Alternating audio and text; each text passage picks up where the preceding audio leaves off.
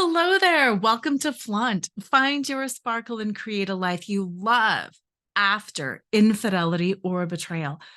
I'm Lora Cheadle, and I help women who have been betrayed by their intimate partner. What I help them do is find the clarity around their situation, help them figure out what they want to do next, who they want to be after this horrible thing happened. I like to say that it really doesn't matter why they did it. What matters is who are you going to become after? I also help women find the courage that they need to do the hard things, to say what they need to say, do what they need to do, grow how they need to grow.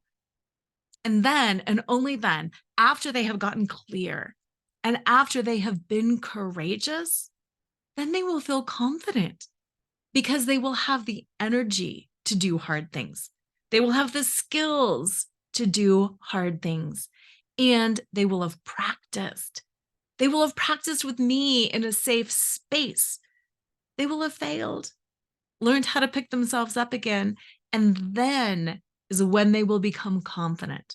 So they can go forward and build the rest of their lives exactly as they want to build the rest of their lives. So if you're interested in learning more, go to affairrecoveryforwomen.com. The details of my coaching package are there, and please know that it is very flexible. I can work with you one-on-one just once, and we can figure out what your most immediate next steps are. We can work together periodically whenever you feel like you need it. Or you can invest in yourself and your well-being and all of that beautiful stuff. And we can work together for 6 months consistently. The favorite part of my 6-month coaching package is Voxer access to me, 24/7 Voxer access to me, so I can be there in your ear. I can help you figure out how to respond, what questions to ask, what to say. I can help you figure out what to do in every single moment. You will always have me by your side, helping you along the way. Because I've been there too, and it really stinks. And I'm almost 6 years out, and things have gotten a lot better. But the reason that I do what I do is because I wished I would have had this kind of help along the way. I wished I would have had somebody telling me, think about this before you ask that. Maybe if you phrase it this way, it's going to go better than if you poke, poke, poke, and you ask like that. I really wanted somebody to understand and not say what you should do is, and if I were you, I would. I really wanted someone there to be honest and to help me figure it out along the way, to say things like, ooh, that might be a little bit of gaslighting going on. Look at that a little closer, to challenge me, to love me, to support me. So that is why I do what I do, because I wanted to become the person that I wished I would have had along the way. So I made fewer mistakes. So I felt better about myself. So I could enjoy all of those experiences that came up along the way, like my son's graduation from high school. So I could have had a better time along the way. So I could have healed more quickly and more easily than I did. Affairrecoveryforwomen.com. Reach out. Let's connect. And no, you don't have to pay anything right away. Just connect. We can have a free conversation together and figure out if we are a good fit for each other or not. Now, on with the topic of today's show. Today's show is one I have been so excited to record. Last week, we talked about how we sometimes have to put ourselves second in order to bring our partner along so we can get them involved in the healing game. Today, we are going to talk about how to hold our partner accountable. Last week was all about how we could sacrifice ourselves for the greater good, just temporarily, not permanently, mind you. And today is kind of the other side of that coin. Today is all about, yeah, I have squashed my needs. I have bit my tongue. Now, how do I hold you accountable? How to hold your partner accountable is what we are going to talk about today. All right. There are several things. 1, 2, 3, 4, 5. There are 5 things that we are going to talk about in terms of how to hold your partner accountable. And yeah, this is how to hold them accountable after infidelity or betrayal, but it's also how to hold them accountable in life, in a relationship. Because let's face it, part of the reason that you are here now is because they weren't held accountable before. This is not about blame. This is not about shame. It's about what I always like to say, uncovering the truth. And usually, when we uncover the truth about those things we really don't want to see, that's where the gold is. That's where the things are that when we address, we will have the biggest jump, the biggest growth, because we've uncovered the nugget, the key to our success and to our happiness. So, the first and most important thing when we are trying to hold our partners accountable is to be accountable ourselves. To realize that we can't make them be accountable, but realize that so often being accountable inspires others to action. And this fits in nicely with all of the things that we talked about last week, like putting ourselves second in the short run so we could inspire them. How do you get somebody to be accountable? You become accountable. So it's not taking the blame. It's not taking the fall. It's not owning up to things that are not yours to own up to, but it's being accountable for yourself. If you completely lost it, yes, you're justified in losing it, but it's being accountable. I lost it. I acknowledge that I lost it. You may or may not be sorry that you lost it. And you don't have to be, but you're just acknowledging it. Hey, I just want you to know that I know I was completely out of control in that interaction. I know that what I did was inappropriate. You and I both know that I'm angry. You and I both know that it's completely justified that I'm angry. And at the same time, I want you to know that I'm aware that what I did, what I said, was totally inappropriate. You're not owning stuff that's not yours. You're just being accountable for yourself. If there's anything that you did before this whole infidelity and affair debacle, you can be accountable for that too. If your partner had been asking you to go to counseling or therapy and you never did, you might own up to that. I realize now that maybe I should have. And I need to look at that. I need to look and figure out why I didn't want to go to counseling or therapy before. I will be accountable for that. That is a step that I didn't take. That's an action that I didn't take. And yeah, I can be accountable for that. So being accountable is just like in AA terms, Alcoholics Anonymous, they say take the fearless moral inventory. This is kind of a fearless moral inventory. It's being accountable for the things that you did, not that caused this, but that contributed to any sort of dissatisfaction or disconnect or lack of understanding. It's being accountable for your piece of the puzzle. Again, this is not a cause. You did not cause the affair. You never caused the affair. But relationships are hard.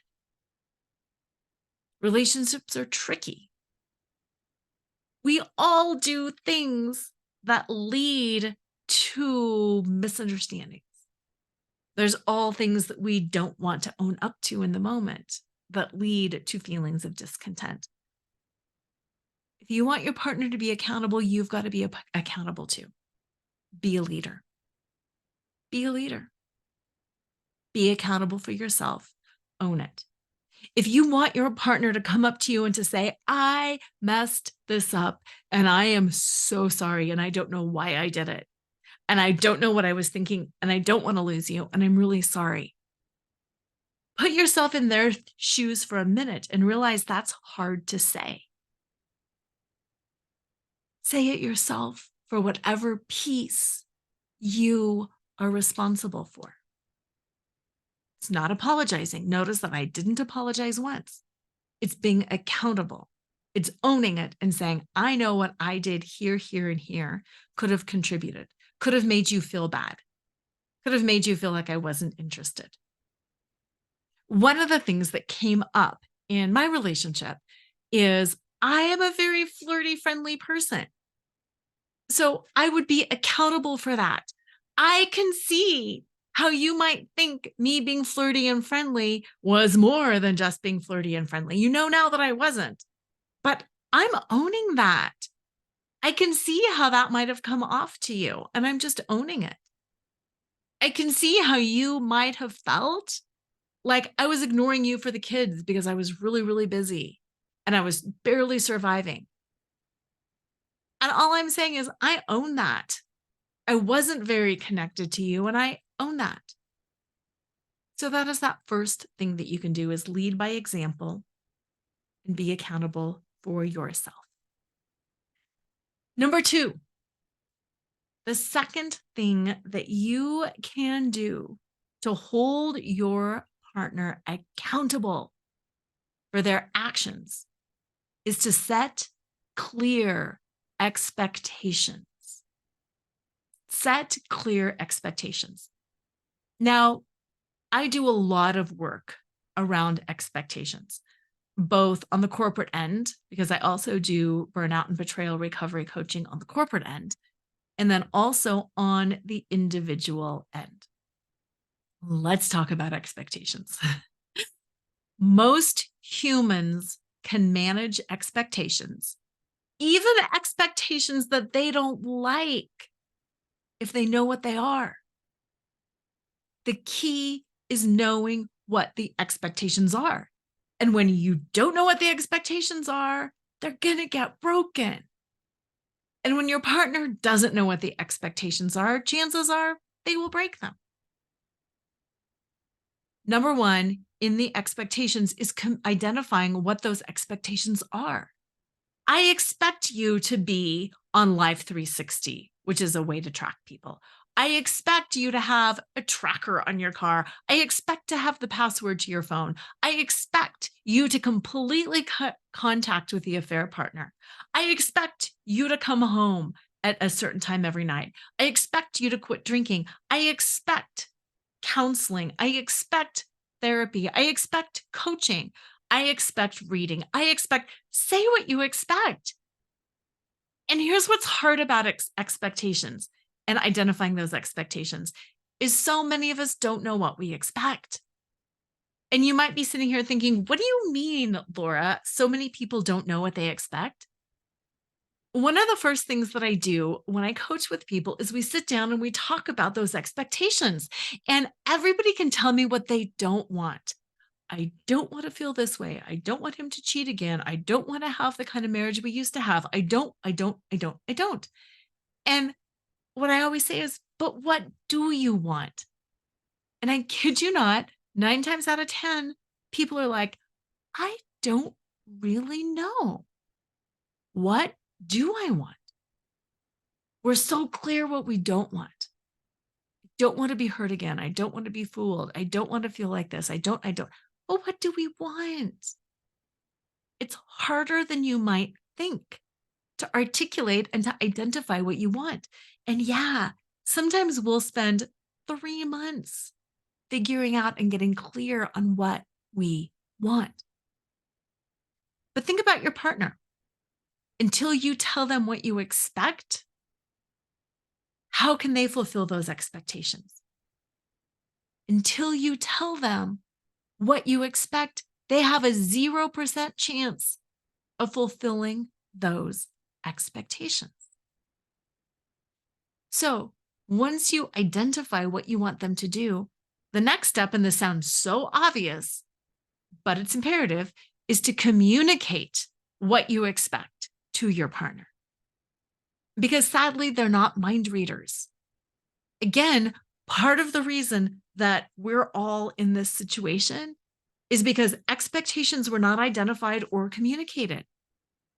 And yes, you might be thinking, are you kidding me, Laura? It's pretty obvious that it's not okay to cheat. It's pretty obvious that it's not okay. But I want to push back on that and say, yes, and it is pretty obvious. And sometimes people legitimately don't quite know or don't quite believe that it's going to be as big of a deal as it is. So why not err on the side of caution? Why not say, you know what? It's not okay to have sex with somebody else. It's not okay to kiss somebody else. It's not okay to have coffee with somebody else. It's not okay to text with somebody else. Be very specific. Communicate that to your partner. Err on the side of caution, especially moving forward. You cannot communicate with other women. Where, when, how, at work. Be specific about what you want and what you expect. You cannot have a burner phone. I get the password to your phone, to all of your social media accounts, and you cannot get another burner phone. You cannot use somebody else's phone. When I say no contact with the affair partner, it means no contact, no physical, no written, no audio, not through third parties. Be very clear and communicate that. Because until you identify and communicate exactly what your expectations are, truly, your partner's going to find ways around it. And what we're talking about here is holding your partner accountable. And I want to help you hold them accountable by being very clear on setting those expectations. Now, the logical follow-up on that is, and if those expectations aren't met, then what? What happens if those expectations have not been met? That's called a boundary. I've done several shows on boundaries. We talk a lot about boundaries, but boundaries are a hard boundary. If those expectations aren't met, then what? How many chances do they get? Is it a 3 strikes and you're out? Is it a 2 strikes and you're out? Is it a 1 time and you're out? What is it?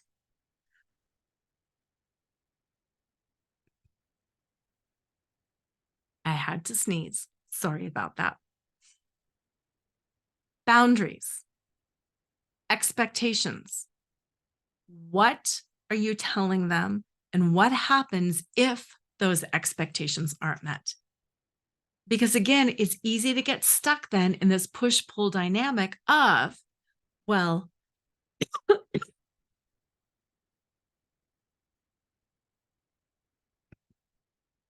now I'm coughing.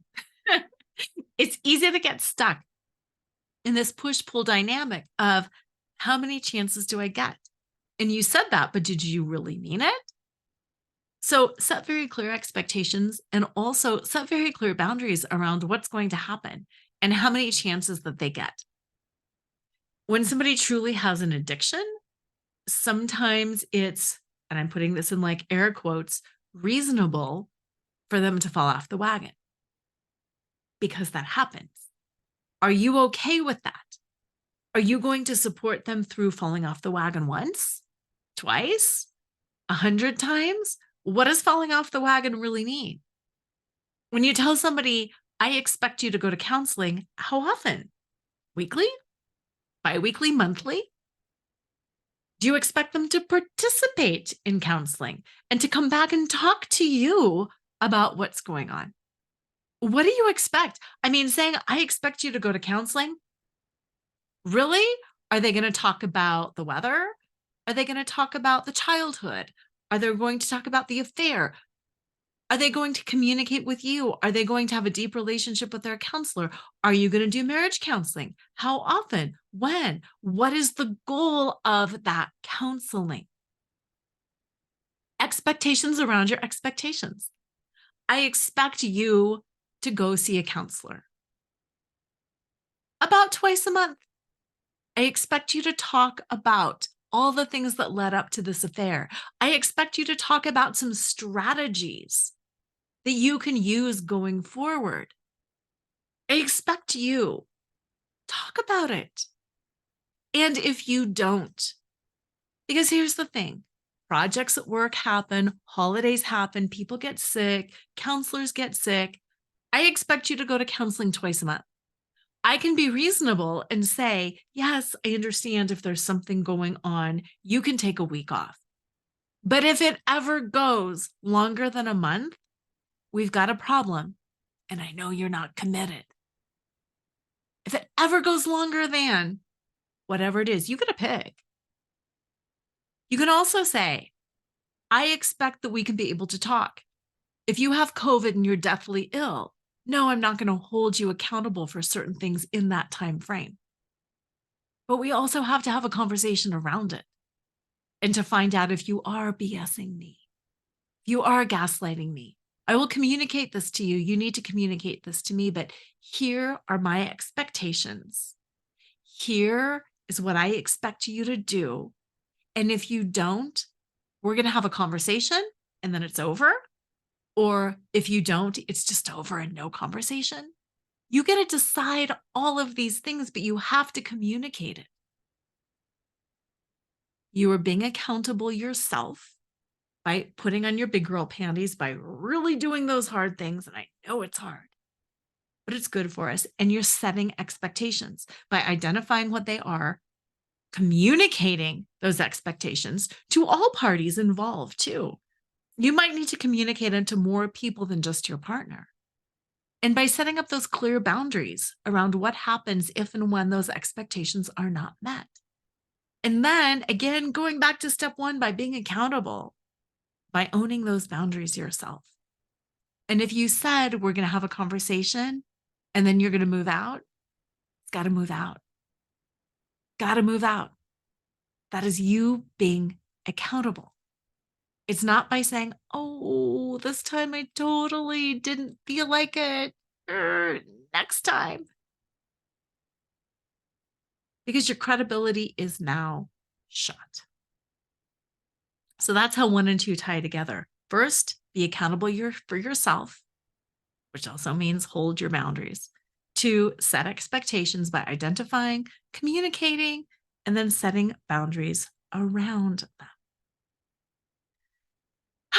Number 3, in holding your partner accountable, the number 3 thing, and this is so important, is to not own their problems for them. You didn't have the affair. You did not have the affair. You did not train wreck the marriage. You did not detonate this bomb. You didn't do anything. You didn't have their pain, whether it was a bad childhood or lack of validation or no sex or whatever it was. You weren't the one with the problem. You didn't cause this. You didn't cheat. Do not own their problem. It is not your problem if they're having a hard time finding time for counseling or a coach. Not your problem. Their problem. It's not your problem if they can't find another place to live. Not your problem. I didn't cheat. Figure it out. Not your problem if the kids are mad at him. Not your problem if your families or neighbors or coworkers are mad at them. It is not your problem. And I can hear you saying, well, yes, but it is my problem. Him losing his job becomes my problem because now there's no breadwinner. Or Him not being able to afford a different place to live is now my problem because he can't afford a different place to live. And that means he's got to live in the basement and I've got to figure it out. I'm pushing back on that a little bit because, yes, it can impact you. It's not your problem. Your partner losing their job and having no money might impact you. It's not your problem. Your partner not knowing where to live and having to live in the basement maybe can impact you, but it's not your problem. Your kids or your in-laws or your family or friends being mad at him, it can impact you, but it's not your problem. You can deal with the impact, but oh my goodness, do not own their problem because it is not your problem. Them being sad is not your problem. Them being embarrassed is not your problem. Them having shame and embarrassment is not your problem. Again, part of the reason that we have all gotten here in the first place is because of our ability to solve problems, our ability to make things okay, our ability to overfunction. This is not your problem. Their affair is not your problem. I can say this all day, every day. Their affair is not your problem. Them not finding a therapist that they like is not your problem. None of this is your problem. Do not own it. Do not offer to solve their problem. Do not find them a therapist. Do not call and set an appointment for them.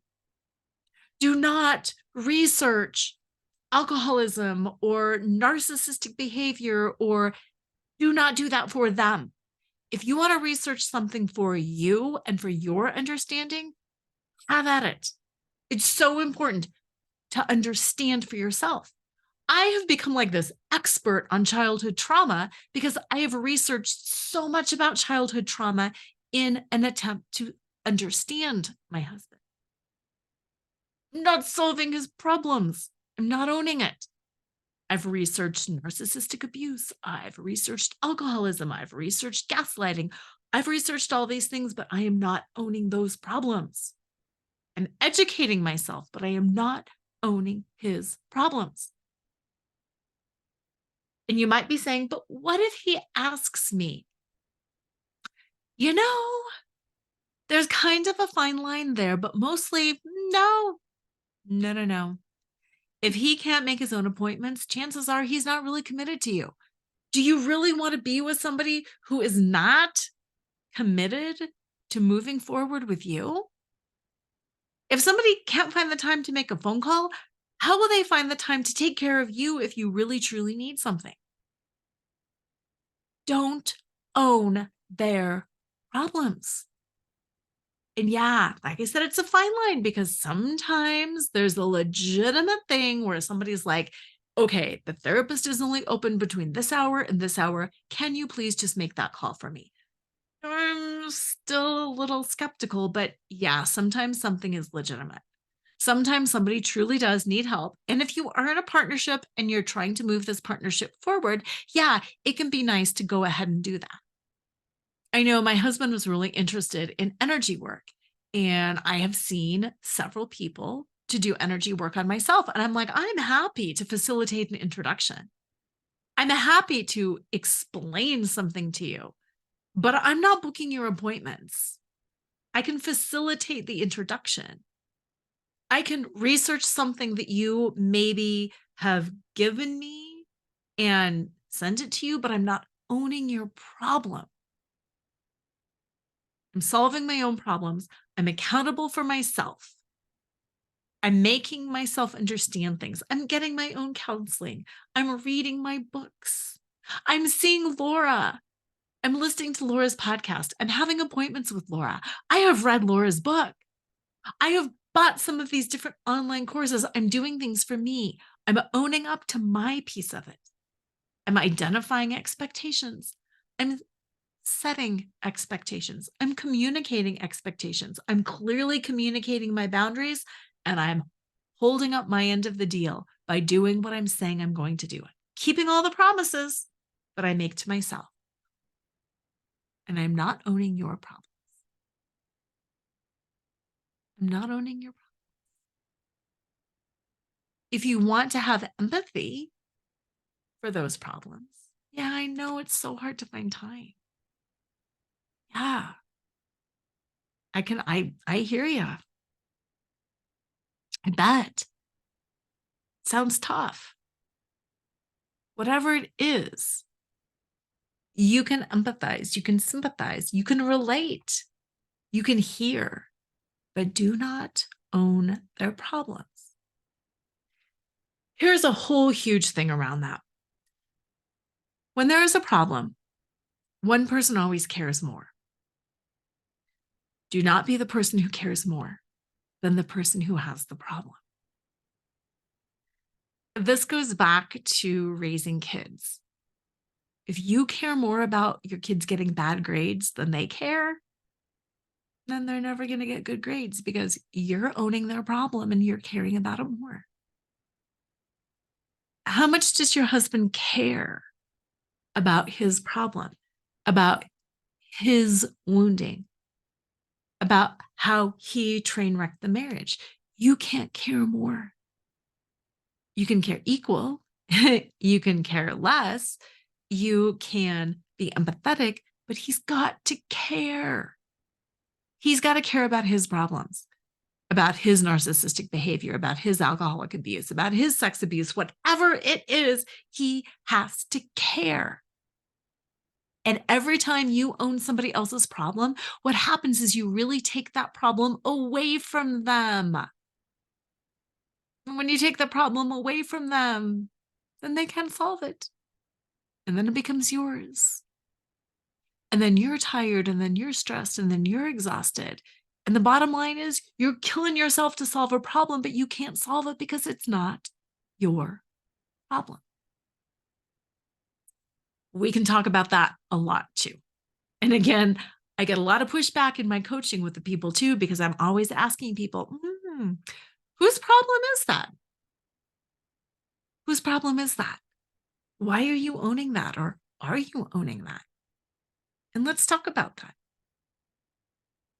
The next step after first, being accountable yourself second, setting expectations third, not owning their problems. The fourth is knowing how to call somebody out. Knowing how to call somebody out is a skill.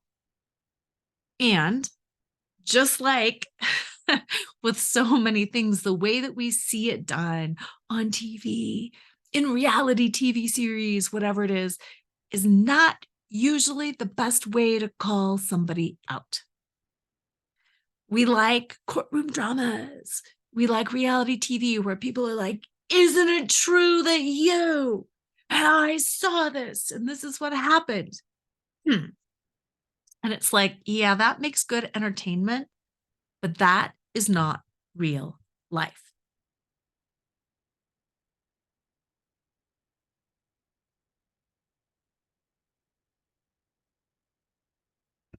That is not how we call out people in real life. The way to call somebody out in real life is by not poking them, pointing the finger, increasing their level of shame.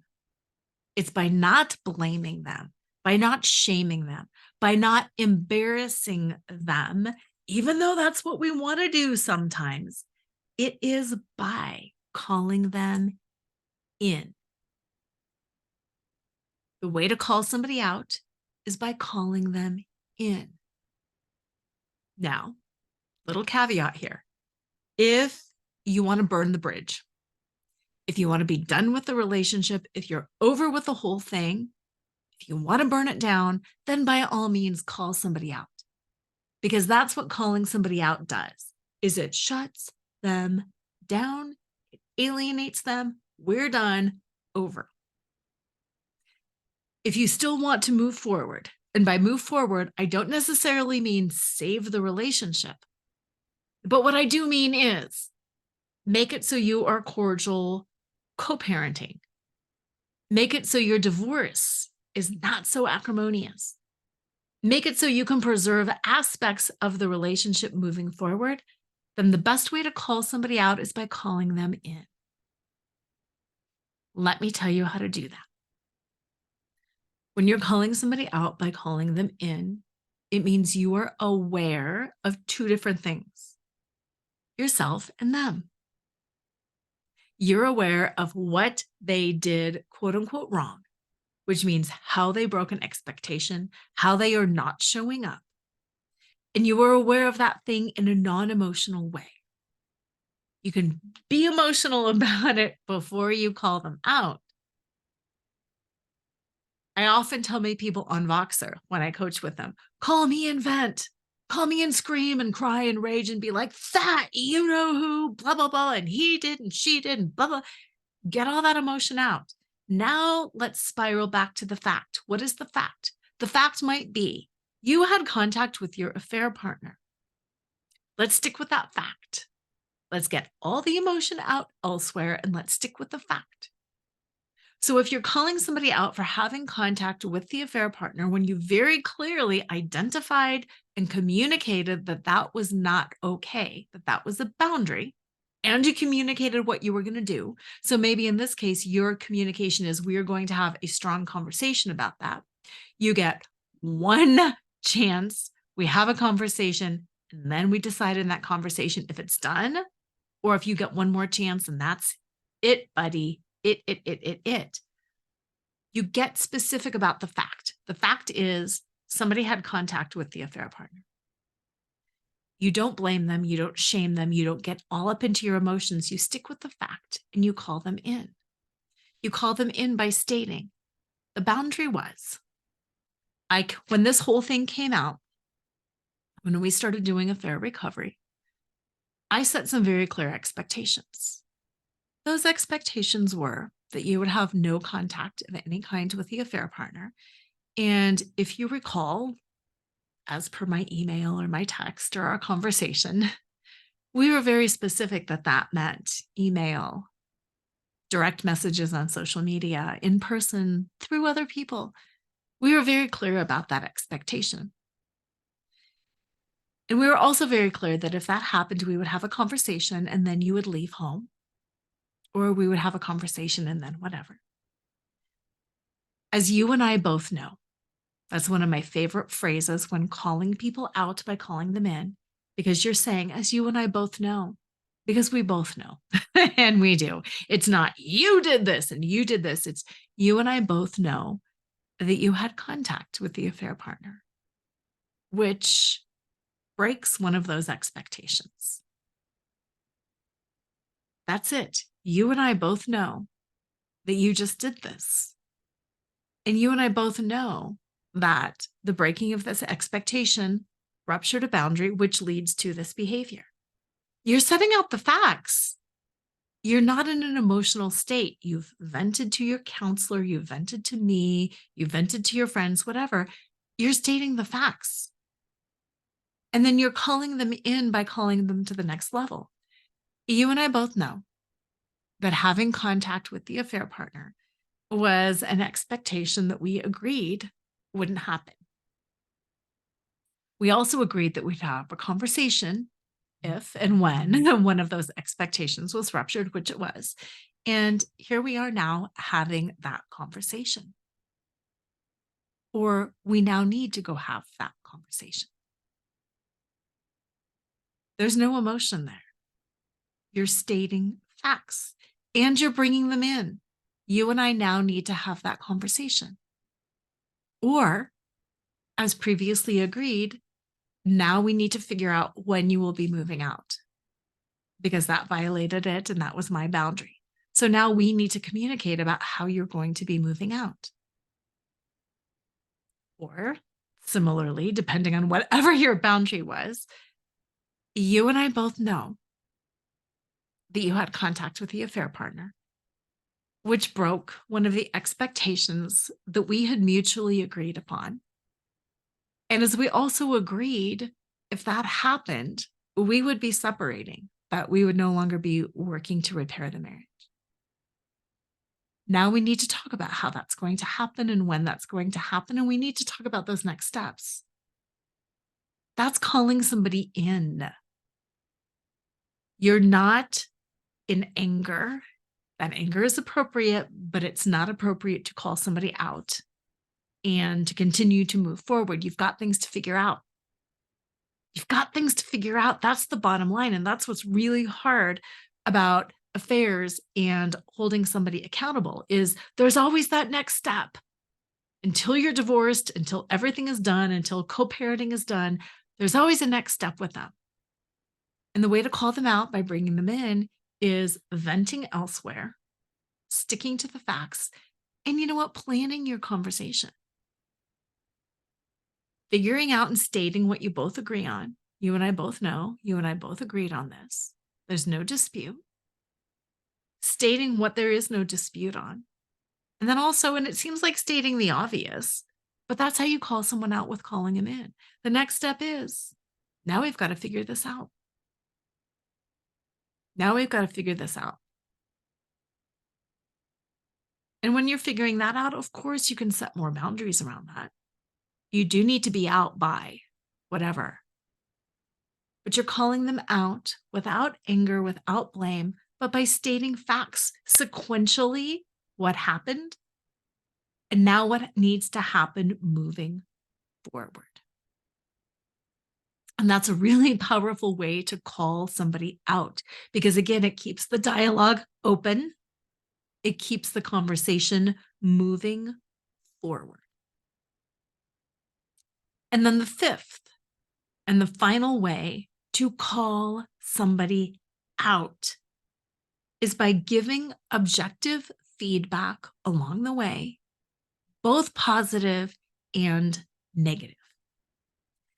You may have heard some of the tips and tricks on feedback, like make it a sandwich or make it an Oreo, sandwich one piece of negative feedback between two positive pieces of feedback. It's a great tip. It can be 1-to-1, it can be 2-to-1, it can be whatever. Whatever it is, because I know it's really hard to all of a sudden turn Pollyanna. Oh, you cheated on me, and now I'm going to tell you all the great things that I have appreciated about you in the past. Doesn't really work that way. Not a big fan of false positivity, but I am a fan of noting when things are nice or noting when things are good. I've done a couple of shows on love languages, and you might have heard about the 5 languages of love and how everybody both wants to give love and appreciation in certain ways, and everybody wants to receive love and appreciation in certain ways. Feedback is a form of appreciation. Feedback is a form of appreciation. It's a form of communication. And you're communicating feedback. And it's so easy to forget to give positive feedback, especially when you're angry and especially when you're trying to change behavior. The negativity bias is something that we're all wired with. We're all wired with a bias to see the negative over the positive. It's a safety feature. It's a safety mechanism. It keeps us safe. When we've been cheated on, when we learn that our marriage is not what we thought it was, we go into that heightened state of threat. We go into that hyper arousal, that state of fight, flight, or freeze, and that negativity bias is amplified. So if we're normally going to notice what's wrong, after we learn that our partner has cheated on us, we are really going to notice what's wrong. We're going to notice everything that's wrong. Everything's going to seem suspicious. How can I trust? How can blah, blah, blah, blah, blah. Be aware that your negativity bias is in high gear right now. Just know that. And when you know that, you can consciously choose to look for things that are positive. And again, it's not like this total Pollyanna, oh, I just appreciate you so much. It's not that. It's just noticing for the things that are good. Noticing for the things that are positive and giving feedback on that. Not only for them, but for you. Other people are more willing to learn when they're also shown positive, and we are more willing to change when things are positive. And it also puts us in a better mindset too. It's the whole carrot versus the stick. People learn if they're given the carrot, if they're given the motivation. The stick is not always useful. And also, how does it feel to be the one giving the carrot? Yay! It's positive versus the one beating. It's negative. So, yeah, there's going to be some negative feedback here. Sorry, there just is. So, it's important to consciously give feedback that is also positive. So, if you want to do 1-to-1, if you want to do 2-to-1, whatever makes it happy for you, I just want to encourage you to give objective feedback on both the positive and the negative. And by objective feedback, again, it's without the emotion. Is there a time and a place for emotion? Yes, there is a time and a place for emotion. Not when you're giving feedback. I liked the way you communicated with me so directly. I appreciated how you showed up after work without me asking. Thank you for giving me your phone with no fight. Whatever it is, notice it and comment on it. It's feedback. You can also use those I statements. I appreciated when you. I felt heard when you said. I felt seen when you. It's not undying love. It's not over the top. It's just communicating and giving feedback. I really appreciated it when you called me and told me you were going to stop by the house because it gave me an opportunity to leave. I'm just giving you positive feedback. You can also give the negative feedback. I didn't appreciate it when. To me, it felt like a little bit of pushing or a little bit of gaslighting when this, that, or the other thing was said. To me, it feels like that boundary is about to get ruptured. And I would like to take a step back and re-clarify a few things. When I said, I don't want you coming by the house unannounced, that also meant I don't want you walking into the shed or coming into the garage unannounced. And I think it's important we clarify that. I appreciate that you didn't go into the house, but I also want to clarify the garage is off limits too. Thank you for listening. I want to give you some feedback. What I see when you come back from your counseling is a person who really feels like they're becoming more introspective. And I really appreciate that. And I like seeing it. I'd like to give you some feedback. Whenever you come home from visiting your brother, it feels like you've put up some more walls. And I'm not really sure what that's about or if it's even true, but I'm just telling you that I notice it.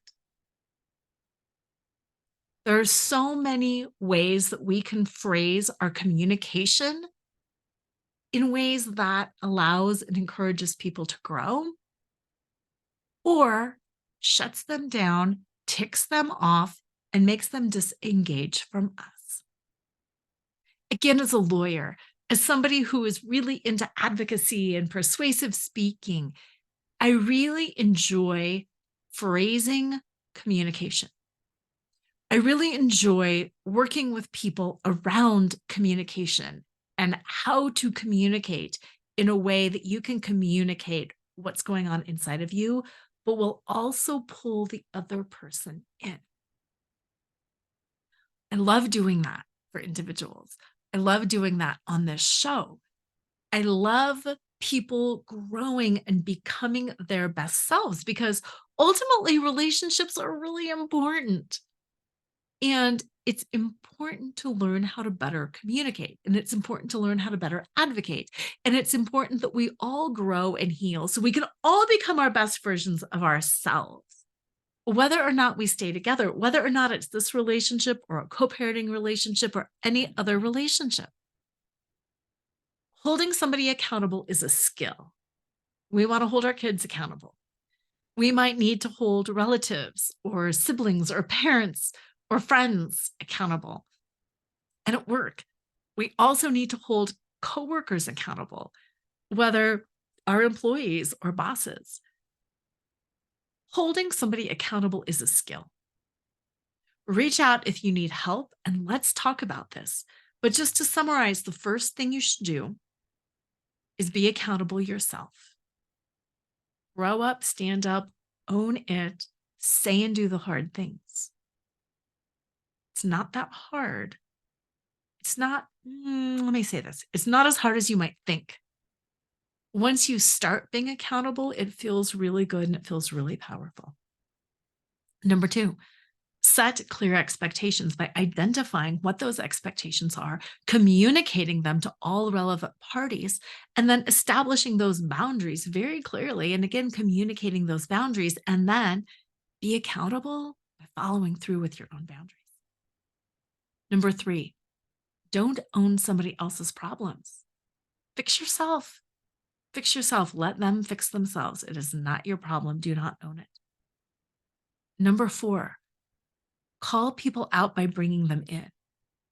Letting go of the emotion, stating the sequence of facts, stating what you both agree on. You and I both agree to this. You and I both know.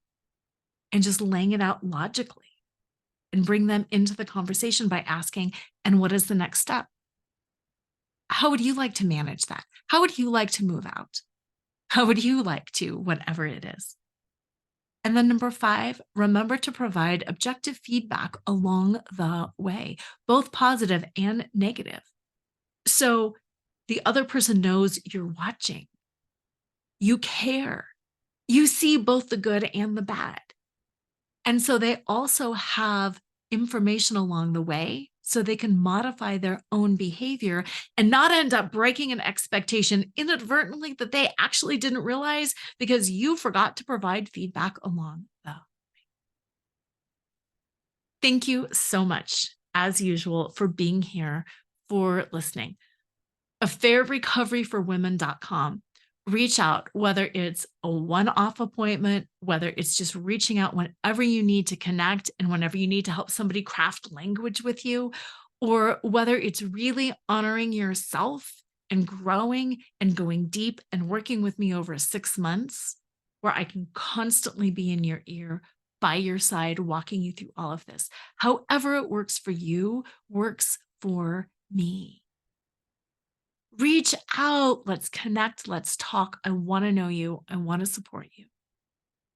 Have an amazing week and always remember to flaunt exactly who you are because who you are is always more than enough.